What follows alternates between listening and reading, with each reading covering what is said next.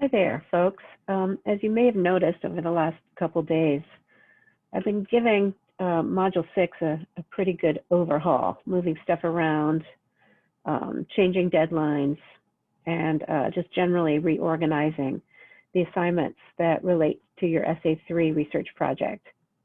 So I kind of want to re-go over what we talked about in class on Friday because a bunch has changed. Okay, starting with this assignment right here, a viewpoints exercise. All right, that's this right here, 6.3. All right, opinions and learning to recognize political viewpoints. Okay, so let's take another look at this assignment. I looked at this with you in class on Friday, but I just want to look at it again since things have shifted around so much. All right, so this is the assignment, and I'm going to do a little demonstration of how to go about doing this assignment in just a second here. But just to remind you, here's the PDF, a scanned page of the book, which I have annotated to further clarify the steps you need to take in completing this assignment. And then here's a sample, okay, and a student having done this assignment before. So to give you an idea of what you're going for here with this assignment. Okay, here's the demo. This is our course, English 2 course website. All right, and this is the sample research and analysis that I'm going to show you later. But these are the viewpoints exercises that I'm going to, or these are websites that I'm going to use to demonstrate how to go about doing this learning to recognize political viewpoints assignment 6.3. I'm going to start with this article right here. All right, whoops, I don't want to add my name to anything. I want you to leave me alone. All right, let me see if I can get rid of that by refreshing the screen. There we go. All right. All right, so this is the article I'm going to use to demonstrate how to go about doing that assignment 6.3. This one right here. Right, where the objective is to practice to recognizing the representation, sometimes kind of subtle, sometimes not very subtle at all. The two examples I'm going to show you, they're not very subtle. All right, but the representation of viewpoints being articulated in these articles in a lot of ways through the particular rhetoric, the language that they use, okay, to convey a particular value or belief or assumption. All right, language is full of value-laden, assumptions. Different words are intended on purpose to convey a particular attitude to the audience towards the subject on the part of the writer or the author or the speaker. Okay, so just the words they use, notice those, they're rhetoric, okay? And then often also take a look at the table of contents, the advertising in that publication, all right? And as this explains right here, you need to pick one publication from each of these 4 categories. So you're going to look at 4 different news websites. Each of these online news magazines have lots and lots of articles that are published and available to you for free online. Okay, so you shouldn't have to pay for anything. If you come across a paywall, then pick a different type of publication. The Wall Street Journal might have a paywall. Okay, but the rest of these you should be able to access for free, or at least an article or 2 on these websites. All right, so you're going to choose one from each of these categories, and these categories represent a spot on the political spectrum in the US. That's from conservative to liberal.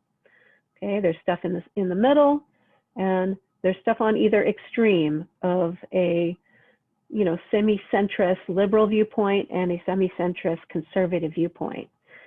And if you look at page 206 in your text, the one right before this one, it gives you a breakdown of those fundamental US political viewpoints. And then you're looking at these articles to see how you can identify through the language they use, the advertising, the kinds of stories that they cover, selection, what stories they choose to cover, that can convey to you what the political viewpoint is of that particular publication. So this is practice in recognizing that. All right, so back to my example here. So right off the bat, this title conveys a particular attitude towards the subject. And the subject of this article, the thing it's about, is the speech that Mitt Romney gave in 2012 when he was nominated to run for president against Barack Obama in 2012. Obama was running for a second term and Romney was challenging him from the Republican side. All right, so when he was nominated, he gave an acceptance speech, and this article is about that. But right off the bat, you can tell from the title, just because of the language that David Corn, the author, uses, okay, to talk about this subject, the softer side of a hard right campaign. All right, and this is Mother Jones, right, which is right here in left progressive. Okay, so you should be able to identify in this article, okay, the way language is being used to convey a particular left progressive attitude towards Mitt Romney's candidacy and the speech that he gave. All right, Romney is a conservative. David Corn is a liberal. You're going to be able to tell what David Corn's opinion is of Mitt Romney. And why does that matter? That matters because, as I said last week, historically, traditionally, okay, journalism, I mean, there's always been opinion journalism, okay, but one of the things that the documentary highlights is the trend there has been in the news media in the US of moving away from objective coverage of journalism and more towards opinion reporting, opinion journalism. Okay, and this assignment right here that you're asked to do, Introduction to Outfox and Essay 3, 6.6, talks about that there's been this trend. All right, so there's a lot more of this, a lot more opinion articles being written. And it's pretty easy to tell what this author's attitude is towards Mitt Romney, as I said, starting with the title.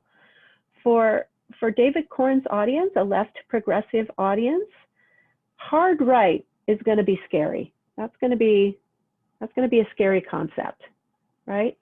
Just the word hard, okay? Just the word right, but especially the word hard, right? He's not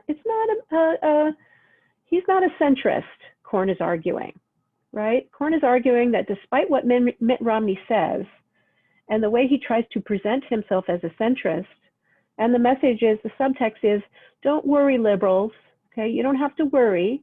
If I'm elected, Mitt Romney am elected, okay? It'll be okay. I'm a moderate, okay? But Corn is saying no, okay? Mitt Romney is misrepresenting himself. He's really hard right. He's not a moderate at all. But he's trying to represent himself that way in his speech, so as not to scare the liberals. Okay, so just from the title, you can tell where Corn is coming from on this topic. And then you can look at the rest of the language in this article and see even more of that attitude being reflected in the word choices that Corn has made. Corn says, with the Republican convention in Tampa, Mitt Romney has launched the most ideological presidential campaign in recent history. Okay, now, what does that mean? Okay, he's an ideologue, meaning that he's very, very committed to his ideas and his point of view, his political viewpoint. And he's going to push for that, and he's not going to listen to other people's opinions who might disagree with him. That's what it means to be ideological. You're committed to an ideology, and you're not willing to listen to contravening ideas, anything that conflicts with your ideology. You're not going to be willing to listen to it. All right, and then Corn goes on and says, at issue is not merely the current state of the economy and Romney's ability to become CEO in chief. Okay, this language right here is full of value. It is conveying a heavy, heavy, heavy attitude about Romney and his candidacy and the limitations of his capacity to do the job. Okay, now, Korn has rightly identified that Romney is selling himself as a businessman. Okay, his argument is, look guys, it's one of his main arguments, is about the economy. Look guys, I can fix the economy. Obama has failed and I can do a better job because I have a background in business. I'm a successful businessman. Okay, but Korn is sneering at that by referring to Romney as the CEO in chief. CEO stands for Chief Executive Officer, so the head of a big corporation. And what Korn is saying that's going to scare his liberal audience is that Romney really plans to run as the government like a business. And Korn's audience is not going to like that. Korn's audience does not think that our federal government should be run like a business, okay? Because government has some things in common with business, like they have to have a budget and they should try to stay within that budget with their spending. But there are many, many, many things that government does, okay, that aren't things that business does. And so someone with only experience in business is going to be lacking in a lot of the areas necessary for a successful president to be knowledgeable in. Okay, that's the argument Korn is making. All of that is packed into that phrase, CEO in chief. He's saying that's all Romney can do. Okay, and there's lots of other in chief functions that a president is expected to be able to perform. Right, the commander-in-chief is a big one. He's supposed to be able to have a wide-ranging knowledge of foreign affairs, and something of a military background is often very valuable in a presidential candidate. And I could go on, but again, what Korn is saying is that this is the only thing Romney can do, and even that is doubtful. It's even doubtful whether he can do that because he's not really been a successful businessman, which Korn goes down on to argue here. All right, where he says the previous evening, his vice presidential pick, Paul Ryan, that was Romney's running mate, tried to marry two ideas together when he wasn't tossing out profoundly false talking points. So here Korn is just straight up calling Ryan a liar. He's saying Ryan, in Ryan's speech the night before, lied. All right, what did Ryan lie about? That Romney is a successful businessman. So here Korn is saying, no, Romney's not a successful businessman, and Ryan was lying about that, who can revive a flagging economy and return the nation to greatness. And the second thing Korn says Ryan lied about, okay, is this: voters are now living in an American gulag. And the language is really important here, okay, for Korn's argument to his audience, whom he wants to scare about the possibility of a Romney presidency. All right. He's saying that Ryan is saying, trying to scare Ryan's audience by saying that under Barack Obama, right, we're living in communism because a gulag is a Russian prison, a Soviet prison in particular. So here Korn is saying that Ryan is saying to his audience that Obama's a communist. And then he goes on, Korn does, to say that Ryan is trying to scare his voters into being afraid of a Obama second term by talking about central planners. Let's see.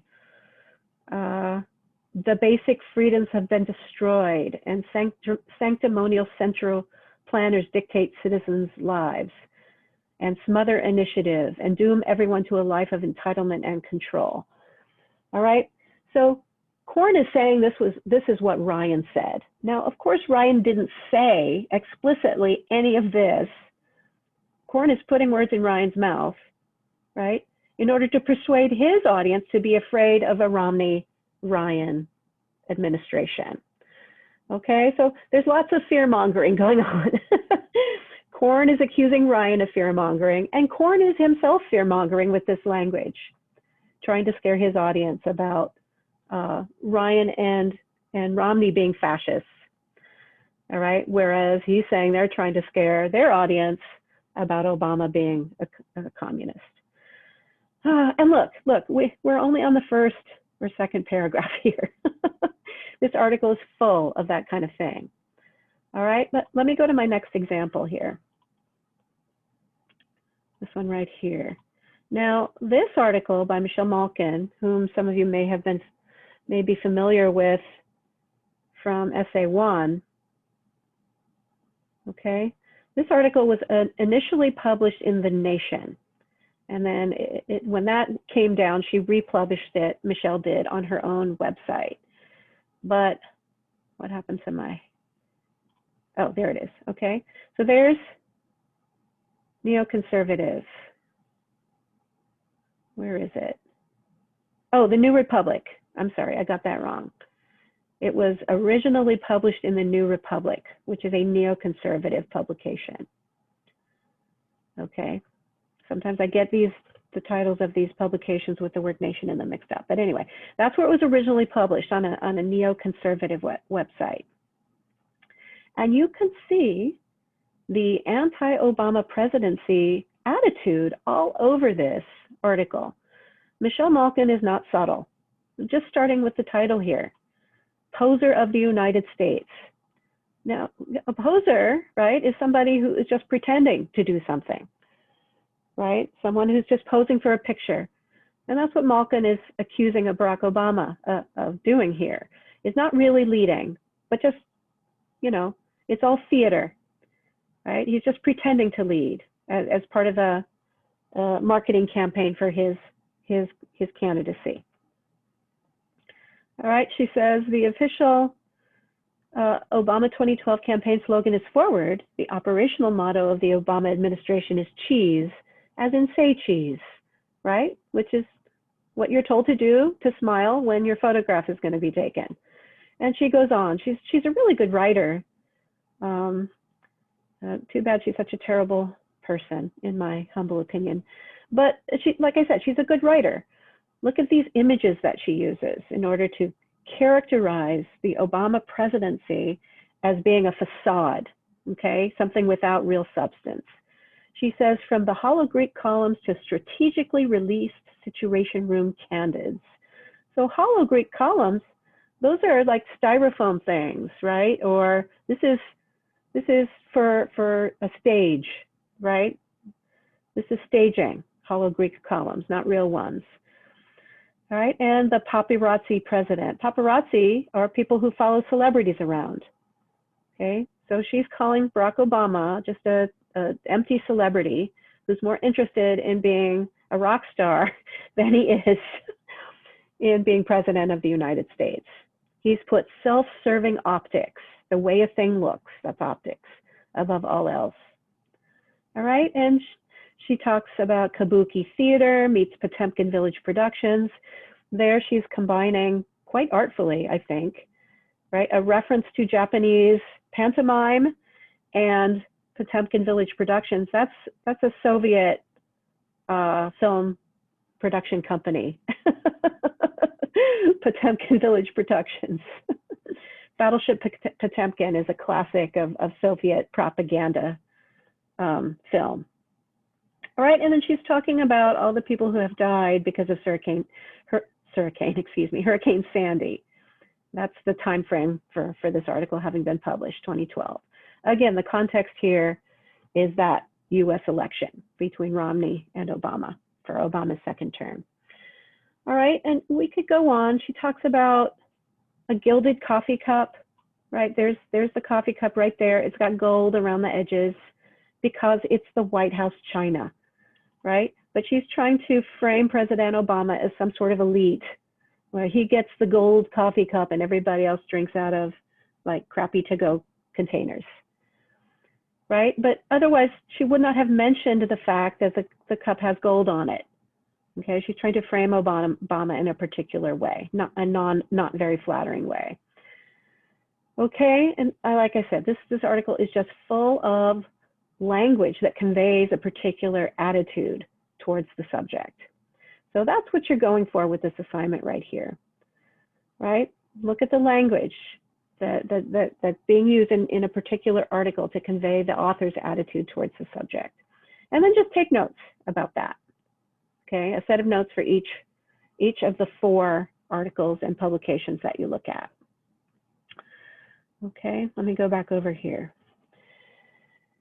All right, so that's that one. This one's pretty self-explanatory. It's just a quiz on those 2 chapters in the book. This one, let me take a look at it with you.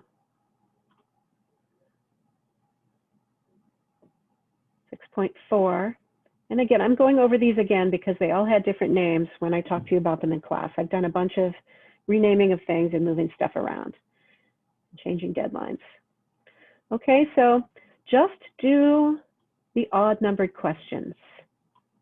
All right, and the quizzes aren't in Canvas, they're in your textbook in chapters 9 and 11 and on these pages. These are the pages you read, and these are the pages that the quizzes are on. Okay, all right, let me close that one. Go back here. All right, and then I talked about this under a different name in class on Thursday, but let me just go over it really briefly again. I've changed it around a bit. I made it into an assignment.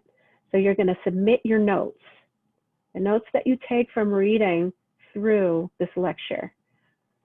All right, there's some charts in here. It's not all text. There's a couple of videos to watch, real short videos to illustrate a point being made here about the difference between opinion journalism and journalism. All right, and it talks about news framing, which is a concept you're going to need to understand for Essay 3, and news framing analysis, which is what Essay 3 is going to be asking you to do. It's going to ask you to do your own news framing analysis. So that's the introduction, and then the documentary. Okay, this is now 6.7. It was some other number before. All right, and then this is the thing you need to download, and I would print it out so you can take notes on it. And then you can just take a picture of that and upload it to this assignment. But there's the documentary. You can just watch it from here. You can make it bigger. Okay, and answer some questions about it. All right, and then there's a discussion forum also,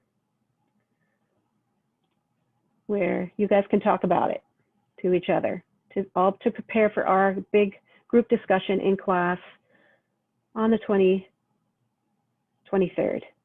Okay, so that's everything, you guys. And then we'll talk about all of this stuff in class on the 23rd.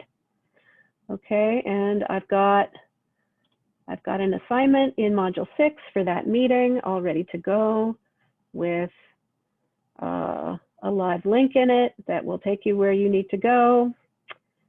And there it is, right there. Okay. All right. So I'll go ahead and end this now. And I hope you're having a good weekend. And I will see you on Friday. Email me if you have any questions.